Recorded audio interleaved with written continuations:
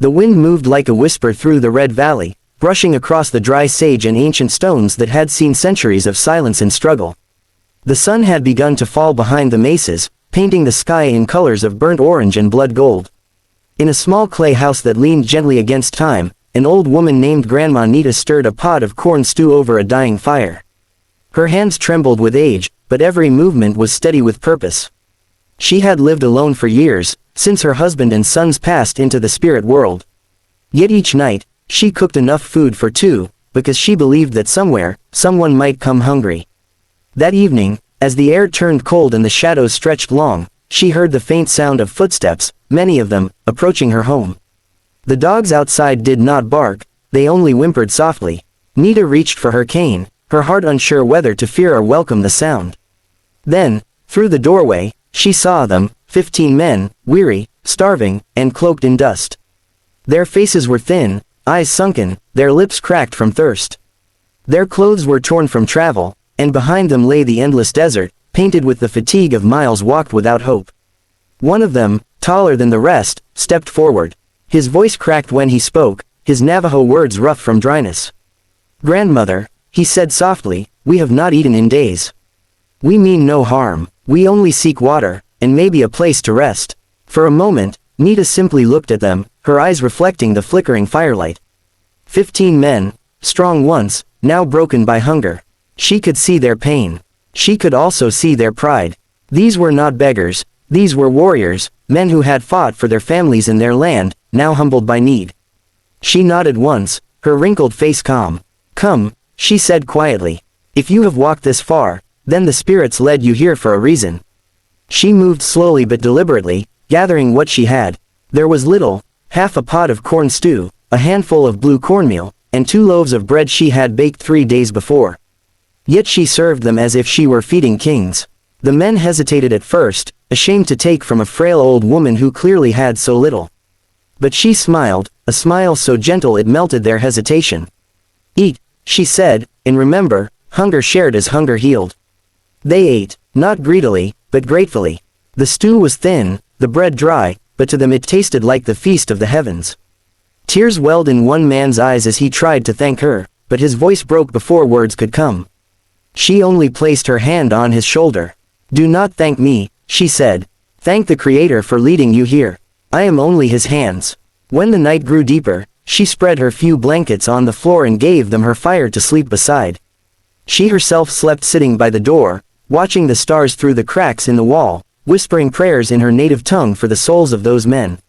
As dawn began to creep over the horizon, a strange stillness filled the air. It was the kind of quiet that comes before something sacred. The first rays of light brushed the cliffs, and in the distance, faint drums began to echo.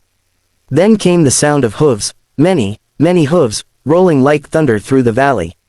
Nita stepped outside, shielding her eyes from the early light. What she saw made her breath catch. The valley below, once empty and quiet, was now alive with hundreds, perhaps thousands, of riders.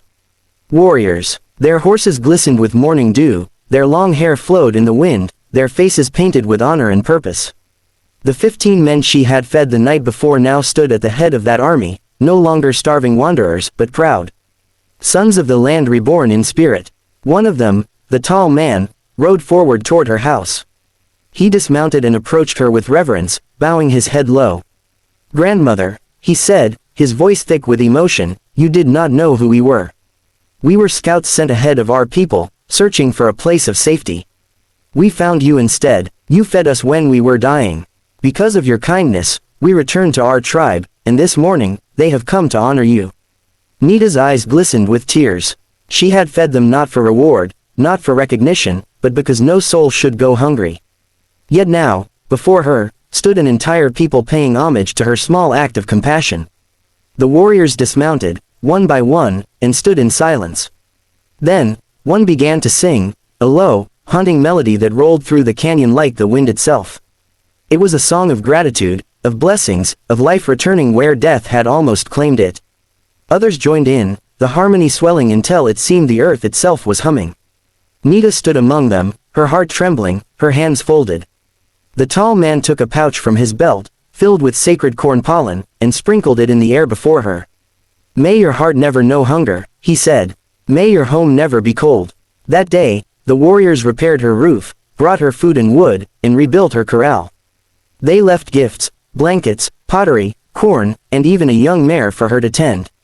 Children from the nearby tribe came to visit her in the days that followed, listening to her stories, bringing her laughter she hadn't heard in years.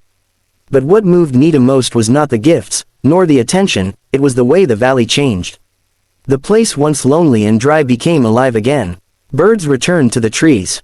Travelers began to pass through, knowing this was a place of peace.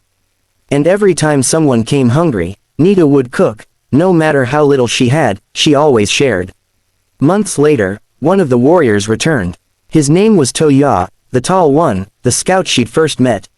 He came with his family to visit her.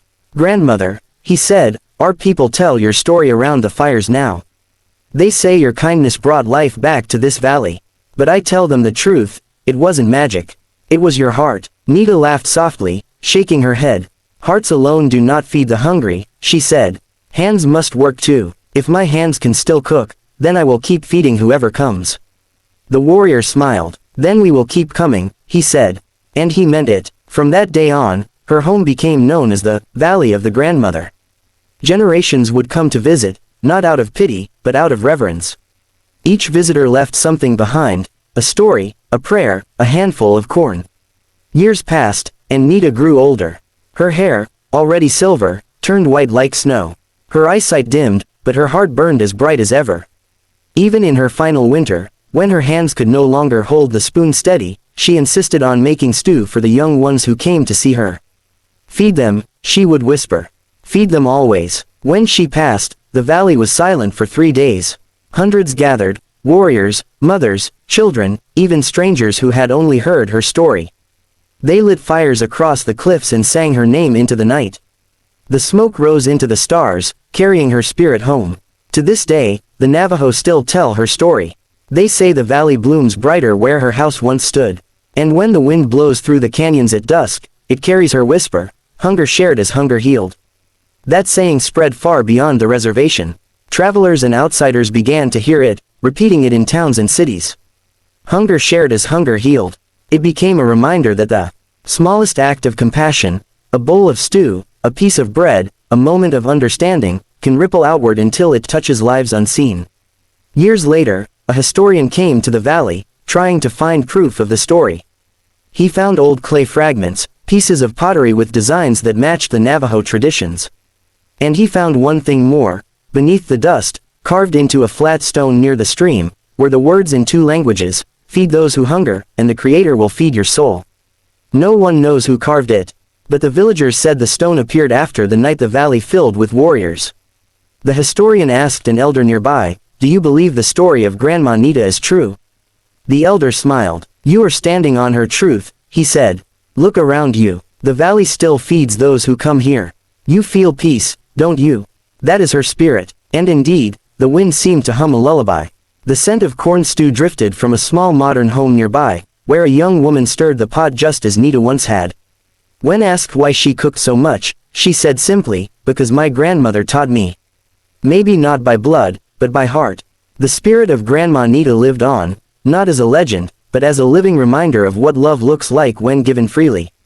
Her story became more than history, it became a heartbeat across generations. Even today, when the sun sinks behind the mesas, the light lingers longer in that valley. Some say it's just the reflection of the sandstone. Others say it's her fire, still burning, still waiting for another traveler to arrive hungry, another soul to be reminded that kindness is never forgotten. Because the truth is simple, compassion doesn't die. It multiplies. It travels through time, across bloodlines and languages. It lives wherever a heart chooses to share instead of keep. And somewhere, in that red valley beneath the wide Arizona sky, an unseen grandmother still watches over her land, whispering softly to the wind, "Feed them, my children. Feed them, and never be afraid to give."